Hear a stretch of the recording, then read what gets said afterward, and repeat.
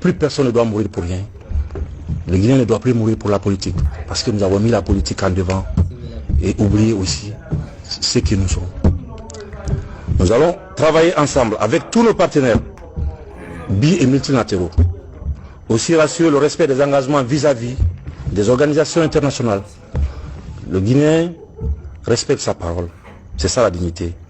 L'harmonie entre le dire et le faire. Et qu'est-ce qu'il disait, Jerry Rawlings? Il dit que si le peuple est écrasé par ses élites, il revient à l'armée de rendre au peuple sa liberté. Car nous venons tous du peuple de Guinée.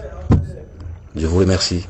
peuple vaillant de Guinée. Je sais qu'on est capable de prendre notre destin en main. Et nos anciens qui sont morts, ils pourront être fiers de nous. Assalamu alaikum. Aray, on jenti ke yetere Mamadi Doumbouya ne ka. Do non, minuma ko grand combat onerde do ni go. Do yalta fous ala yin ala ko den do. Le 31 décembre déjà be expiri hande kadi. Indeno non chef d'état bona. O yewti dum do fo o minni on mi filitani ke on o ni la o ni on ke ni lui ni aucun membre du CNRD ni aucun membre du CNT ne sera candidat et alors hande o itti maskon yeso men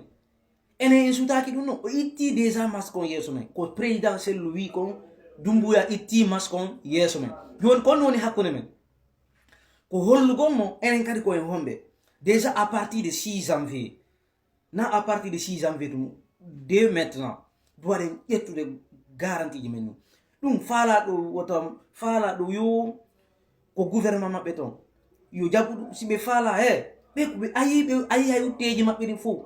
ko 2040 tu yada be projet simandu 2040 ko rebe lagine ko fi Guinée fop lagine na fi dum gila do woni lamu bandi ko dum do woni gilagol ko fo jeyi famina ko kanyum tun jeyi be sodugol be déjà be yaltino bibbe mabbe joni ko enen be woni utiliser gol joni enen kadi dambito de hoore men min la weltani ko tawata kon militant be YFDC be fop ibe wakili e kadi ibe mari force e kadi la weltani Guinée fop joni ndiren juude wona ko Sénégal ko andi kambe be tino Macky Sall ay Macky Sall fuddi holude bandiyagal o soki Sonko ko prison mais be yaltino mawbe lendi ino yo yaltimo ko yo be yaltim ko ma Sonko yalta be présento candidat ene mawbe men be duwabe ben batti be ben lamungo mon halande naabe fo ko batti be ben lamu duwabe ben marbe ben kongol ko tawta se be yewti landon famay on ben non alaaje wud ben ko intérêt mabbe tumbe jokki personnel bibbe mabbe no golde ko der ministère ben yo tay haaje ben ko programme ji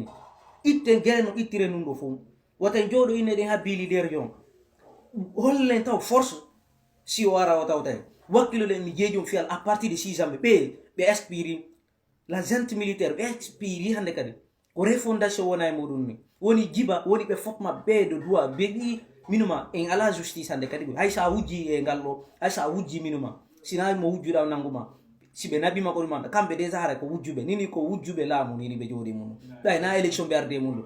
mi wada gote meden aru conseil do inna fode ay mas ni no jonni dire jurumi itten o gente militaire jon doisa doa kala ma de lady parce que si militaire jo laami ke lady tayande kat conseil be makko be ala few jande ko moƴƴi o hollay bonke sarni o senda lekki din ayal be ni les 4 régions naturelles de la Guinée ka gila dum non minuma dum de doa nyang yewtangol fi la Guinée yimbe be fo doa won go nene goto baawo goto min mi anda inugol ko maninka mi jange bi jure maninka jangi jude forest bi jangi yude buy donc min mi ala haajo sifa be yimbe ko alta ko joni ndire jewde mon ne dernier temps wonde no dernier solution marde do ni ittembe ko yeso men